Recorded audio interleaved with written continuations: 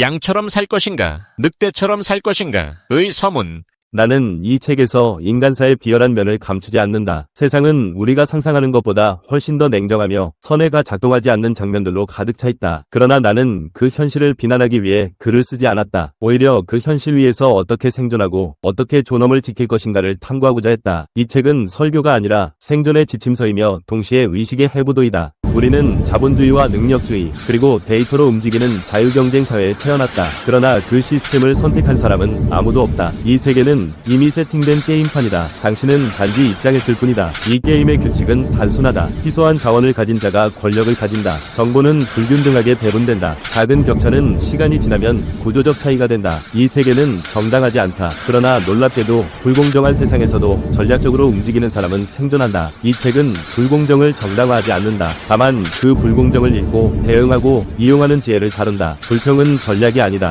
현실을 냉정하게 관찰하고 그 위에 나만의 해법을 세우는 그것이 이 책이 말하는 늑대의 사고방식이다. 사람들은 변화를 원한다고 말하지만 사실은 변화를 싫어한다. 익숙함은 안전을 준다. 그 안전은 곧 마취다. 변화란 새로움을 얻는 일이 아니라 이 익숙함을 잃는 일이다. 그래서 고통스럽다. 독수리의 이야기를 떠올려보라. 부리가 낡아 스스로를 찌르고 발톱이 무뎌져 사냥을 못하는 순간 독수리는 절벽으로 향한다. 그리고 부리를 부러뜨리고 새 부리를 기다린다. 그 고통의 시간 동안 독수리는 새로운 생을 얻는다. 이 이야기의 핵심은 극단적 의지가 아니다. 자신의 낡은 형태를 스스로 파괴할 용기다. 지금의 시대는 빠른 속도로 낚는다. 기술, 관계, 직업, 가치관까지 모두 유통기한이 짧다. 이 환경에서 살아남기 위한 첫 번째 미덕은 갱신의 의지다. 당신이 한때 성공의 도구로 삼았던 관습이 오늘은 당신의 발목을 잡는다. 지금의 나를 부수지 못하는 사람은 내일의 나로 다시 태어날 수 없다. 인간은 오랫동안 늑대를 악의 상징으로 여겨왔다. 어린 양의 적, 어둠의 동물. 그러나 늑대는 단순한 사냥꾼이 아니다. 늑대의 강점은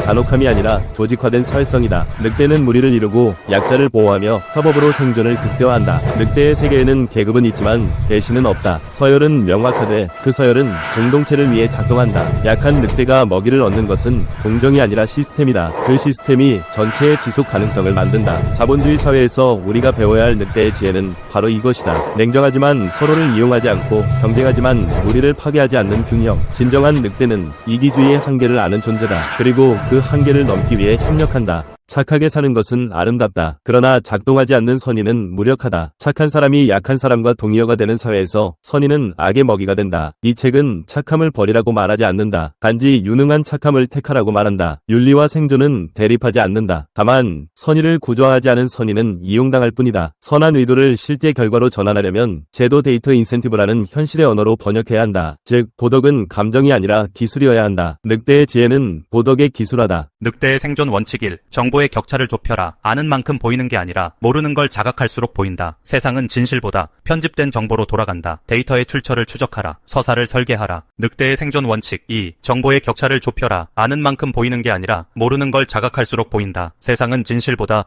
편집된 정보로 돌아간다. 데이터의 출처를 추적하라. 서사를 설계하라. 늑대의 생존 원칙 3. 선택권을 축적하라. 돈은 자유의 총합이 아니라 선택의 총합이다. 월급 대신 시간, 관계, 기술에서의 선택권을 확보하라. 늑대의 생존 원칙 4. 시간의 복리를 이용하라. 꾸준함은 천재를 이긴다. 매일 1%의 개선은 3년 후 완전히 다른 생태계를 만든다. 늑대의 생존 원칙 5. 리스크를 관리하라. 이익보다 중요한 것은 파산하지 않는 것이다. 용기는 계산된 구조 안에서만 덕목이 된다. 늑대의 생존 원칙 6. 불행의 네트워크를 피하라. 불평과 냉소는 전염된다. 운이 좋은 사람과 함께하라. 운은 개인의 성향이 아니라 주파수다. 늑대의 생존 원칙 7. 권력의 지형을 그려라. 사람보다 제도를 관찰하라. 누가 움직이는가 보다 무엇이 움직이게 만드는가를 분석하라. 늑대의 생존 원칙 8. 정체성을 분산하라. 하나의 타이틀, 하나의 역할에 묶이지 마라. 다양한 자아가 당신의 리스크를 분산시킨다. 늑대의 생존 원칙 9. 의도적으로 무관심하라. 모든 싸움에 참여하지 마라. 싸우지 않음이야말로 가장 강력한 전략이 될 때가 있다. 늑대의 생존 원칙 10. 학습을 공동화하라. 개인의 의지는 약하다. 학습을 습관이 아닌 시스템으로 만들어라. 루틴 리뷰 동료 압박이 당신의 기억보다 오래간다. 양의 지혜. 세상을 바꾸지 않아도 오늘부터 바꿀 수 있는 것들이 있다. 주의의 통제. 알림을 끄고 하루의 집중 시간을 정하라. 주의력은 현대의 통화다. 소비의 리셋. 필요가 아니라 습관을 기준으로 지출을 줄여라. 경계의 연습. 그건 다릅니다. 를 주 1에 말하라. 자기 경계는 곧 자존의 형태다. 기록과 데이터. 감정은 변덕스럽지만 기록은 거짓말하지 않는다. 작은 실천이 인생의 체계를 바꾼다. 늑대의 지혜는 거대한 전략이 아니라 일상의 단위에서 시작된다. 약자를 위한 공정. 나는 약자를 동정하지 않는다. 대신 그들에게 체급에 맞는 룰을 제안한다. 공정은 감정이 아니라 설계의 문제다. 실패자에게 두 번째 기회를 허락하는 사회, 정보의 비대칭을 줄이는 투명한 표준, 초기 격차를 완화하는 돌봄과 시간의 제도화. 이것이 착한 사회의 조건이 아니라 지속 가능한 시스템의 조건이다. 늑대는 약자를 보호하지 않는다. 다만 무리를 유지하기 위해 그들의 역할을 인정한다. 이 책이 꿈꾸는 정의도 바로 그런 형태다. 신의 부재와 인간의 책임. 나는 신의 존재를 부정하지 않는다. 다만 인간의 세계에서 신은 더 이상 정치적 경제적 행위자가 아니다. 이제 신이 하던 일을 제도가, 기술이, 우리가 해야 한다. 도덕은 동력이지만 시스템이 없으면 금세 증발한다. 따라서 이 시대의 윤리는 구조화된 이타심이다. 착하게 살되 작동하게 살아야 한다. 이기심의 고백. 나는 세상을 구하려는 성인이 아니다. 이 책을 통해 명예와 보상을 얻고 싶다. 그러나 그 이기심이 부끄럽지 않다. 왜냐하면 이기심이 구조적으로 선을 낳을 수도 있기 때문이다. 나의 이익이 당신의 성장을 필요로 할 때 그것은 동시에 공공의 선이 된다. 나는 바로 그 접점을 탐구하고자 한다. 개인의 욕망이 사회적 효용으로 전환될 수 있는 교차점. 그것이 바로 늑대의 사고방식이다.